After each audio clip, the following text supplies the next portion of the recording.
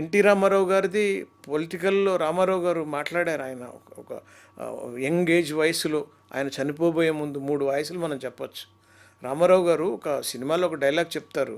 ఏంటంటే శ్రీదేవి గారితో ఉన్నప్పుడు, అంటే నా మిమిక్రీలు ఏంటండి అంటే ఒక మాట పాట మీకు పాడి వినిపిస్తాను. ఎందుకని పాట పాడతానంటే బాలసుబ్రహ్మణ్యం గారు కూడా మంచి mimicry artist. At the same time Ghantasala Venkateswara Rao గారు కూడా మిమిక్రీ ఆర్టిస్టే. ఘంటసాల వెంకటేశ్వరరావు గారు ఎలా మిమిక్రీ ఆర్టిస్టు, అక్కినేని నాగేశ్వరరావు గారి గొంతు ఎలా ఉంది, అబ్బాయి గారు మీరు కాదన్నా అవునన్నా నేను మీ వద్దకే వస్తాను, మీ దగ్గరే పని చేసుకుంటారు, నన్ను కాదని చెప్పకండి అబ్బాయి గారు, అబ్బాయి గారు. సరి సరి సరి సరి సరి సరి సరి చంగావి రంగు చీర కట్టుకున్న చిన్నది దాని జిమ్మదియ, దాని జిమ్మదియ అందమంతా చీరలోనే ఉన్నది. సరి సరి సరి సరి సరి సరి ఘంటసాల గారు పాడారు ఈ పాట. నాగేశ్వరరావు గారు పాడినట్టే ఉందిగా.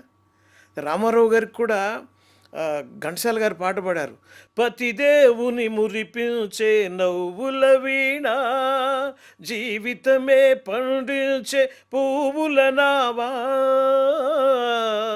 తనయుని వీరునిగా పెంచే తల్లిగా, గృహమేగా చేసే స్వర్గసీమగా, ఆలయాన వెలసిన ఆ దేవుని రీతి, ఇల్లాలే ఈ జగతికి జీవన జ్యోతి.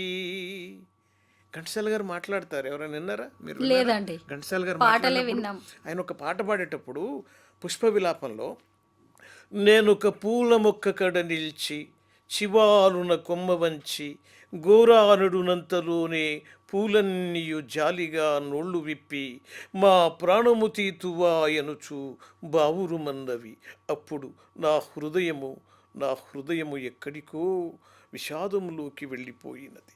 ఆ పాట మీ ముందు నేను పాడి వినిపిస్తాను. నేనొక పూల మొక్క కడ నిల్చి చివాలున కొమ్మ వంచి, గోరానెడునంతలోనే పూలన్నీయు జాలిగా నోళ్ళు విప్పి, మా ప్రాణము తీతువాయనుచు బావురుమన్నవి. ఒక అద్భుతంగా పాట పాడితే మన మనస్సుని ఎక్కడికో తీసుకెళ్ళాలి, ప్రకృతి వైపు.